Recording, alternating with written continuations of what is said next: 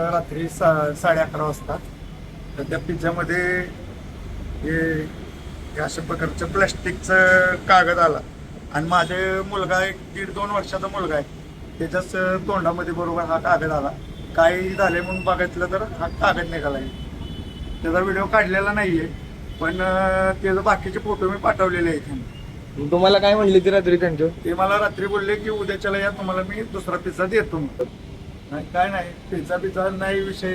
आपण काय पिझ्झा घ्यायसाठी आलेलो नाहीये, फक्त त्यांना दाखवायसाठी आलोय की त्या अशा प्रकारे तुम्ही जर ते लहान मुलाच्या तोंडात माझ्या कागद गेला असता तर काय झालं असतं, त्यासाठी मी फक्त आलेलो.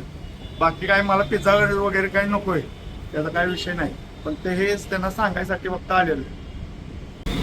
तुमच्या स्टोरच्या तर ऐकून घ्या. ऍक्च्युअली तर आता मी तुम्हाला